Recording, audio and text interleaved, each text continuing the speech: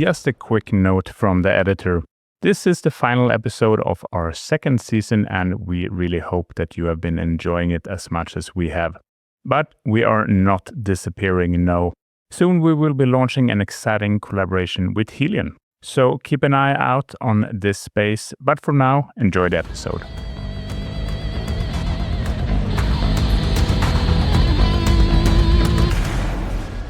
Welcome to the Underground Strategy Podcast. Today we are joined by Bafumiki Mocheregwa, a historian, academic and scholar who focuses on Southern African history, military history and the Botswana Defense Force. And I must say it's a pleasure to have you today. Bafumiki, we've met last year officially at the conference in Lancaster, and it's lovely to have you. Please tell us a little bit about yourself and your interest in military history and the Botswana Defense Force. Thank you so much for having me. It's an honor and a privilege to talk to you. Yes, so my interest specifically has to deal with the Botswana Defense Force, its history and its evolution over the years into, I guess, a sort of a professional, Western-style, apolitical military that's kind of, modeled behind the British military. I guess I first became interested in this topic because of a lack of written histories. The historiography of the BDF is almost non-existent. This is not to say, or this is not to downplay some people who have published before, but in terms of holistic book that explores the history of this institution does not really exist up until this kind of project that I'm working on. But then also the rationale for that project also is because the BDF, as well as the government of Botswana or Botswana in general, also played a key role that's not really known too much in the liberation of Southern Africa, the liberation of Zimbabwe, and to some extent, the fight or the struggle against apartheid in South Africa. So that's kind of my rationale for my project and my interest generally with the study of the history of the BDF. And you mentioned the project that you're working on. Could you tell us a little bit about that? Just, maybe in a line or two. I'm sure everyone's keen to find out a bit more. Yeah, so the book basically explores the history of the BDF itself, how it was established, when it was established. Just to sort of give a brief kind of context, colonial Botswana, when it was under, when it was a British protectorate, it did not have a military of any kind, as compared to, maybe in East Africa, where they had the King's African Rifles. There was no colonial military force in Botswana or in colonial Botswana. And this continued for different reasons, of course, because the country itself or the colony was predominantly very stable. And also just, there was no need to build, like a colonial military force. On top of that, colonization there happened on a very small budget. The British did not have an interest whatsoever investing anything into developing this territory. They referred to it as a barren land and all of these different things. So at independence in 1966, the British were in fact eager to leave. So they departed. The new independent government of Seretse also chose not to establish a military completely. This went on up until 1977. Between this time, so between independence in 66 and 1977, the only means of defense, border defense or anything like that was usually handled by the police mobile unit, which was a very, very small arm of the police that was later on tasked with border defense as the Rhodesian Bush War evolved. So my book kind of traces that history. It goes to explore, why it took the government of Botswana such a long time, 11 years to be precise, to establish the BDF, and then takes off from there, from the establishment of the BDF in April of 1977, and traces its evolution in the context of the struggle against, white minority rule in Southern Africa, particularly the Rhodesian War, even though it ended 1979, 1980, and then the struggle against apartheid in the South. And then it continues on really to just trace the evolution of this military in the 1990s with its deployment outside of Botswana's borders, deployed to Somalia in peacekeeping missions, deployed to Mozambique, in another peacekeeping mission, and later on in 1998 deployed to Lesotho in Bolias in the controversial, peace support, peace enforcement mission. And it traces the history of the BDF up until the time it decided to recruit women into the armed force in 2007. So it starts off around sort of the history of the PMU a little bit, and then the bulk of it is the BDF up until 2007. So from around, kind of want to say, late 60s up until 2007. So that's the book. That's kind of the gist of it. It's very interesting, Bafumiki. And you mentioned a couple of interesting points over there. I actually don't know where to start because, as you know, it's a subject close to my heart. Let's go back a couple of decades, and Botswana decided to take a non-aggressive approach to a lot of its neighbors. And I think maybe a lot of it was practicality. You mentioned Zimbabwe, or back then the Rhodesian Bush War. To the west, we had Namibia, which was really, at that point, Southwest Africa. So pretty complicated situation. And then how did that posture kind of reinforce Botswana's identity and then also its regional capability, really stepping back from it or showing that kind of strategic restraint? Yeah, thank you. That's a good question. So, I can try to answer that question in two different ways. But the main thing to remember is that as the government of Botswana is resistant to establish an armed force, it's because the country is broke. It doesn't have resources, right? It doesn't have the resources to build, something as massive as a military that really, as you know, requires a lot of financial investment just to, from equipment to uniforms to salaries to building infrastructure and all of that. And on top of that, the government of Botswana was a little bit of an economic hostage of these two countries. So for the longest time, Botswana had a railway that passed in the eastern side of the country, and it was not owned by the government of Botswana, right? It was owned by the Rhodesian, it was built by the British South Africa Company. So for the longest time, this railway was perhaps the only form of development that Botswana had. Because it was owned and operated by an entity that was outside of Botswana, the government of Botswana did not necessarily have any sort of control over that railway. On top of that also, this was in around the time when, the mining economy in South Africa was still relatively very good. So a lot of able-bodied men from Botswana were living in South Africa, working, earning a living. So the government of Botswana could not take any stringent measures. It could not come out openly and criticize the South African government. It could not come out openly to criticize, the Rhodesian government, for anything really, because its main economic lifeline, was largely, both in South Africa as well as, Rhodesia at the time. So that was one of the things. So the government of Botswana it was constrained in terms of what it could do because of those connections. And secondly, after the BDF was established, the BDF was small. The PMU itself had been very, very small. In fact, when the BDF was established, it was established drawing from its core troops that had to transition from the PMU to the BDF. I think it was just under 1,000 men. Very, very small. In the context of the Rhodesian War, we know that from around 1975, the Rhodesian War really begins to escalate. But even then, when the Botswana government establishes, its defense force, it still does not have the capability to take an aggressive stance or to take the war to the Rhodesians, right? Because it's small, it doesn't have the right equipment, all these different things.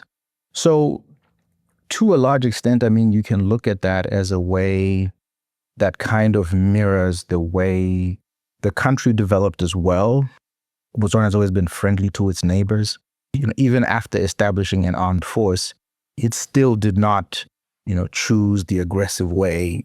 It did try, and it struggled, to maintain or to patrol its borders on different occasions. So I don't know if I've answered your question. I feel like I'm rambling a little bit, but yeah.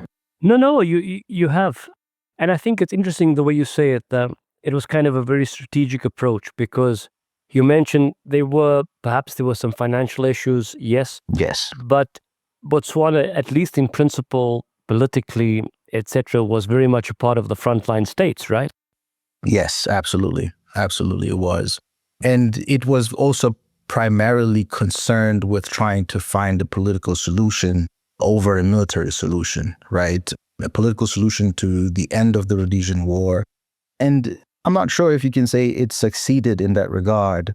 Speaking from, the history of the BDF's perspective, I think that helped shape the BDF in some way. It's certainly one of the ways that it shaped the military.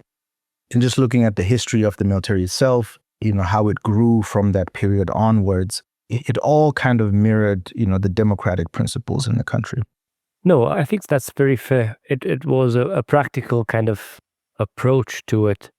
And yeah, from my point of view, that was half the battle. I think it's wonderful the research you're doing because, whether it's the BDF and, we had acronym soup earlier for our listeners. So the PMU, the Police Mobile Unit, and the Botswana Defense Force, very important, but also the frontline states in terms of the broad coalition of Southern African countries. Maybe also there's a few Central and Western, I need to double check this, forgive me, someone can write into correct. I think, Nigeria also, and, we had a number of countries as a part of the frontline states.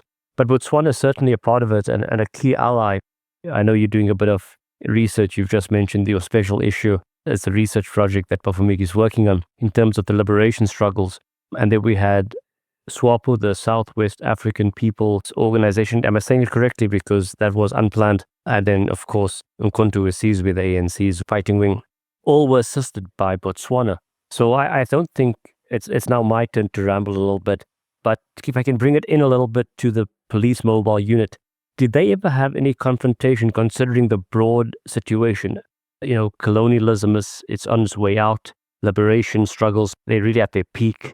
And change is coming. So how did the Police Mobile Unit interact with many of the forces of Zimbabwe's then Rhodesia and then also the apartheid South Africa? So as far as I know, and this comes from, the conversations I've had with those who served in the PMU when I was, doing my research. So the Botswana government had opted not to engage. It had always chosen a very diplomatic route to anything. Even when there were cross-border hot pursuits of predominantly zebra guerrillas, right? Those who were predominantly Ndebele-based, crossing into Botswana, fleeing, the Rhodesian forces, as well as the Silla Scouts, who were also part of the, the Rhodesian forces, I think, established after 1973 or 74, something like that. Now, the Botswana government had opted to be as diplomatic as possible. So instead of engaging, what usually happened was that the PMU in its patrols, and the PMU patrolled, the border on foot because it didn't really have, the equipment, it didn't have the vehicles. So patrols were done in like sections of 7 to 10 men. On some occasions, they came across zebra guerrilla detachments who had crossed into Botswana. So they'd done two things, of course. They had, crossed illegally into Botswana, but then also smuggled weapons. Now, what they did, the Rhodesian guerrillas, they would surrender right away. So they never engaged, so they surrendered. It was part of, I guess, a grand scheme that the role of the PMU was to apprehend the guerrillas who had crossed into Botswana. The government would then hold them for a few weeks, maybe a few months, and then they would take them to Zambia. So the Botswana government never, sent the guerrillas back to Rhodesia or Zimbabwe, right? They sent them to Zambia. And to some degree, I tend to think, or I tend to lean to the idea that sometimes they wanted to get arrested because they knew that it would be the Botswana government who would foot the bill in taking them back to Zambia. And they knew that, they were friendly. But in terms of coming in contact with the Rhodesian forces, I don't think there were ever any sort of cross-border skirmishes. Skirmishes came later, particularly after 77 when the BDF was formed. Cross-border skirmishes happened, loss of life, took place, particularly in 1978. But in terms of the PMU, As far as I can remember, there were no cross-border skirmishes with the Rhodesians. The only thing they did was just apprehend the guerrillas. And it also kind of felt like, this is the sentiment of those who served in the PMU. They felt that Zipra's war against, the Rhodesian government was also their war. They sympathized with the Zipra guys instead of the Rhodesian government. So they wanted, the same freedoms that, the Zipra people were fighting for.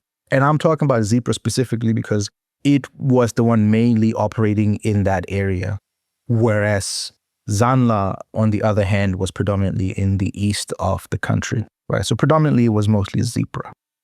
It's a fascinating history, and we completely get that. If we go forward in time, Bafumiki, the Botswana Defense Force then becomes very important, maybe more in our time, if I can say it like that. Maybe we were a bit younger, but with SADC, the Southern African Development Community, and the missions that happens afterwards, can you give us a line or two about, how that came about, and, maybe just some insight into some of the early missions? So as far as I remember as well, the main, and I think the first SADC mission, the first SADC sort of peacekeeping mission was one that took place in 98 in Lesotho. And that was a coalition between the newly established SANDF, the South African National Defense Force, after 1994, and the Botswana Defense Force. That mission, it had problems from the beginning, but the BDF command, the government of Botswana had always reinforced the idea that they will do whatever it takes to help Lesotho, restore order. But I'm not too sure if the BDF played a leading role in that mission. I think it was predominantly an SANDF mission where the BDF then joined. And there were problems also from the beginning of the mission in that the BDF, I think, arrived a day late, if I'm not mistaken, after the SANDF had mobilized and they had taken some casualties as well at the capital in Lesotho. So that was the first commitment that the BDF had shown, or the Botswana government in general had shown to SADC. And I'm not sure if there were other missions that the BDF did get involved in, but the only other one after that was the Southern African mission in Mozambique that just concluded in 2021, if I'm not mistaken. And there the BDF took a leading role in that mission. Between 1998 and that mission, I'm not too sure. Perhaps the only other things that, the Botswana government might have been involved in would be more diplomatic things instead of those that required military intervention. No, certainly. And I think Botswana definitely was an important coalition with the South African National Defense Force. As you mentioned, there were problems, but I think that political stance, of two Southern African governments and militaries doing what was necessary. We can go into the details of how things were not perfect. Of course, it was important, especially for that time, 1998. It was an important time. And there's a lot to be said. And then, of course, Mozambique is a whole other discussion, definitely for another day. But, maybe if you can give us a line or two, Bafumiki, just on the current state of affairs or the state of play of the BDF. So these are things I probably have to be careful in what I say, but I'll be sure to quote some things. When I was in Botswana in May and June earlier of this year, 2025, I watched the new government of Botswana that was elected, I think in October of 2024, had this the Public Accounts Committee, which basically you have different organs of the government going in front of this committee to answer to different things. And some of the biggest issues were, finance management of these different government organs. And the BDF commander was there. He went there and he presented what is really a damning, I'm not sure if I can say that word, but a very daunting or a very kind of a negative image of, the current state of the BDF, that, the BDF is experiencing some financial troubles. The commander said that the BDF owes hundreds of millions of pula to its utility companies, those that provided power and all these different things. And what is also known, what has been publicized by, local newspapers in Botswana, the state of housing, predominantly for the NCOs, the non-commissioned officers, is in total disarray. And the BDF has been struggling to try and bring those up to par. I guess my concern, or my 2 cents on that, is a lot of things have changed since the 1990s. In the 1990s, the BDF was doing very well for itself. Of course, that was also supported by the booming diamond economy of Botswana that could help sustain the new military that's buying fighter aircraft from the Canadians and all these different types of capabilities, and tanks and tanks from Austria and all these different things. But that changed because diamonds no longer sell, at least at the same rate as they did in the 1990s. So that has declined a lot, and it has reflected badly on the economy, not just within the BDF, but the government of Botswana completely. So the current state of the BDF is that there's some trouble, definitely. I'm not too sure because I'm not in the BDF. The picture that the commander painted is that which should raise concerns, Perhaps like one of Africa's different case of a military, right, that has a different history, that's never had a coup, that's never had any kind of mutiny or anything like that. But the current state within the BDF is definitely concerning based on what the commander was saying at this PAC hearings. It really is interesting, and Botswana certainly is a beacon of stability in Southern Africa, to your point, Bafumiki, and we hope long may it last. Bafumiki, could you perhaps tell us a little bit about the different roles played by the BDF? Yeah. So after the 1990s, and part of the history of the evolution of the BDF is that during the 1980s, the BDF is really not able to grow to the extent that it wishes, predominantly because of external pressure, but then also because the diamond revenues had not really started to kick in until the mid-1980s. And then in 1985, the South African Defense Force, the SADF, crossed the border into Botswana, and they conducted a very well-organized raid. They took out supposedly ANC informants or, like members of the MK who had been operating and, finding refuge within Botswana. The things that were happening in the 1980s, from there, it was what really looked like an extensive car bomb campaign and grenade attacks as well. Right. So the SADF really knew where some of the ANC guys were staying in Botswana, and they, they threw grenades into houses and killed people and all that. All this is to say that during the 1980s, the BDF is not able to grow, to the extent that it is, or at least to the extent that it wishes to be, predominantly because of the aggression from apartheid South Africa.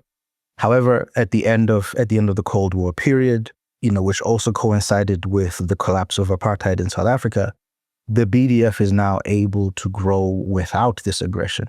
So from the 1990s, you see an exponential growth of the BDF in terms of equipment, budgets, all of these different things. But then also, it takes on new roles that it hasn't done before, particularly in peacekeeping.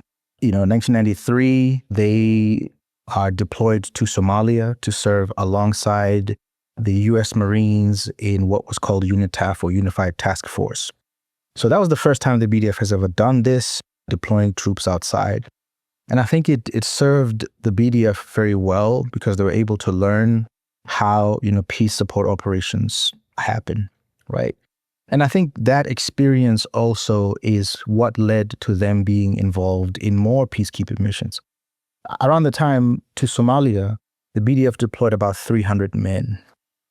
A few months after that, they deployed 740 troops to Mozambique for the United Nations mission in Mozambique, which is called UNIMOS or ONUMOS, which was predominantly tasked with DDR. Basically, the disarmament, demobilization, I think, and reintegration of the Renamo forces as well as Frelimo forces, right? So the BDF played those key roles, and it learned a lot from these missions. And you would think that with that experience, then they would then perform very well in Lesotho in 98, which was the opposite of what, the experience that they had in Somalia and Mozambique. In Somalia, they were credited with, very good behavior. that they had handled themselves well. They also really knew how to integrate with the Somali people. It seems like the BDF was a lot more free to sort of roam around Somalia, especially when they were protecting United Nations convoys of humanitarian aid that was entering the country through Mogadishu and then would be driven across the country to different parts of the country. So the BDF did that, and they gained a lot of experience in that.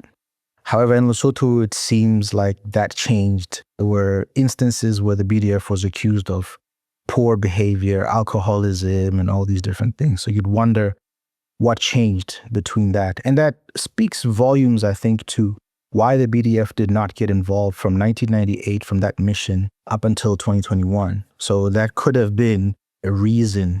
No, I'm rambling. Like, I'm trying to sort of trace the trajectory. Yeah.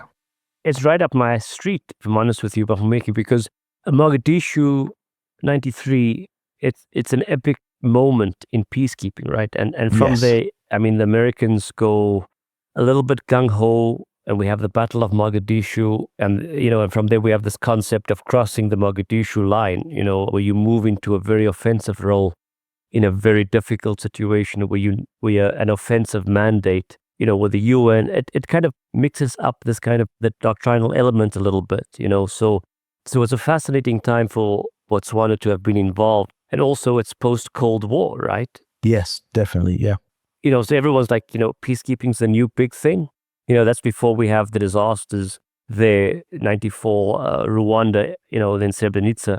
So it's a very iconic moment. And then I think you're absolutely right. I think because then in 98 with Bolias, or the operation in Lesotho for our listeners, South Africa and Botswana said, yeah, let's do this because we need to make sure we have a stable region. And the lessons are very different there. The lessons are very different. Yeah, yeah. I mean, and like as you mentioned, there's, the discipline matters, but one moment they are doing some sort of keeping everyone up, separate, to a full unconventional fight. And then later on, sort of chasing bandits to, so I think you're absolutely right. And in South Africa's case, and I don't mean to make this about us, I mean, this is really about BDF, but, because it's, two neighboring countries, the lessons were kind of in a very kind of South African way taken, like, yeah, we're just going to crack on, with where we are. We, starting to plan Congo and, this kind of thing going on, because African Renaissance is on the up with Thabo Mbeki at the time. And it's interesting that Botswana, as you mentioned, then says, wait, hang on, let's take a step back over here. Yeah, so I'm not really sure if that is the main reason that happened. Honestly, I mean, and I'm not trying to say that all of the BDF that was deployed there was, like they were behaving badly. It might have been, a few bad fruits, but, Lesotho newspapers have, like they picked up on it. They reported on those issues that, some of the BDF men were seen, staggering from a bar in the middle of the day. And that reflects a very different image from, what the BDF was doing in Somalia. So they were initially part of the Unified Task Force that was led by the Americans. Then once the Americans left, they became involved in UNISOM 2, but they were still doing the same task of protecting convoys and all of that. But they did that. They served very, very well in Somalia. But then by 1998, that seems to change. And my hypothesis is that some of it may have to do with the reported cases of bad behavior, that had taken place. It might have been for strategic reasons. It might have also been that the government could no longer afford to do that, or just, the country just started to look more inwards instead of trying to project power as it was doing in the early 1990s. Yeah, there was some important lessons, I think, that the BDF learned both in Somalia as well as Mozambique as well. No, certainly. And yeah, I saw a lot of those newspapers. They also appeared in South Africa. I mean, of course, I can't pretend that I was reading those newspapers when I was in high school. Of course, I read them now like like an archival source. Yeah. And of course, one or two drunk people, but that's just always a tale as old as time, right? Like, soldiers will behave a little bit badly often times, and then also do the job. So I take your point, and for anyone listening, in no ways do we take away from all the good work that was done by Botswana and also South Africa, because it was needed. It really was needed back then.